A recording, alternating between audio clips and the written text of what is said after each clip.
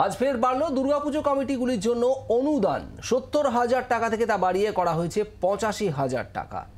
রাজ্যের ৪৩,০০০ পুজোর জন্য এই খরচ হবে। রাজ্যের মোট খরচ হবে ৩৬৫ কোটি টাকা। আর এই অনুদানের পাশাপাশি দেওয়া হবে বিদ্যুতের বিলের ছাড়ও।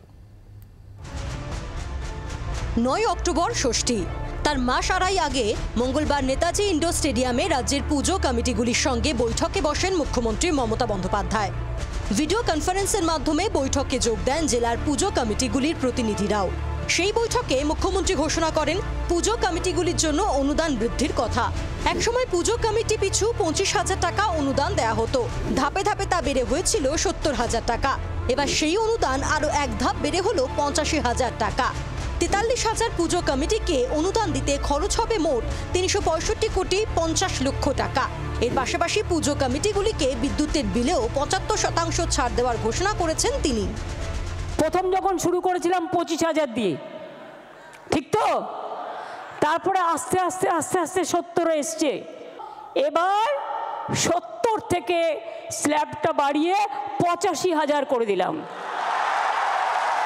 আশা করি এতেই আপনাদের চলবে। এই গরিব গভর্নমেন্ট এর থেকে বেশি আর কি করতে পারে বলুন?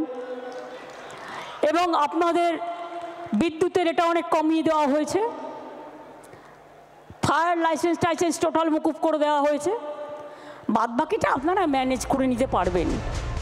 পুজোর সময় শহর ও জেলা ট্রাফিক নিয়ন্ত্রণ নিয়েও নির্দেশ দিয়েছেন মুখ্যমন্ত্রী।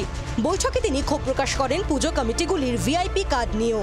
পুজোর জন্য যাতে রাস্তা আটকানো না হয় তা নিয়ে কড়া বার্তা দিয়েছেন তিনি। সতর্ক করেছেন শ্রীভূমি পুজোর উদ্যোক্তা তথা রাজ্যের দমকল মন্ত্রী সুজিত বসুকে। লক্ষ্য রাখতে হবে কোনো রকম কোনো স্ট্যাম্পেড সিচুয়েশন যেন না হয়। থিম নিশ্চয়ই অনেকেই ডিসক্লোজ করতে চায় না, এটা তার নিজস্বতা, আমি ডিসক্লোজ করতে বলছি না। কিন্তু পুলিশকে আপনারা শেয়ার করুন আপনাদের কী করতে যাচ্ছেন নতুন করে। আমি চমক দিলাম বলে ফার্স্ট হব বলে টিভিতে শুধু আমার ছবি দেখাবে, সেই জন্য এমন কিছু আমি করলাম যে সেখানে সারা কলকাতা স্তব্ধ হয়ে গেল একটা পুজোতে, সারা জেলা স্তব্ধ হয়ে গেল একটা পুজোতে। এটা যাতে না হয় দেখতে হবে। সুজিত বোস এখানে আছেন। একটা সভূমি পুজোর জন্য পুরো এয়ারপোর্টটাই বন্ধ হয়ে যায় প্রায়। এটা দেখতে হবে রাস্তা যেন চালু থাকে।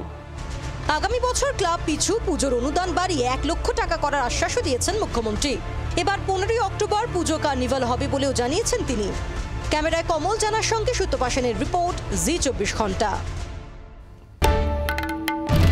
বাংলার আওয়াজ, বাঙালির আবেগ, জি ২৪ ঘন্টা।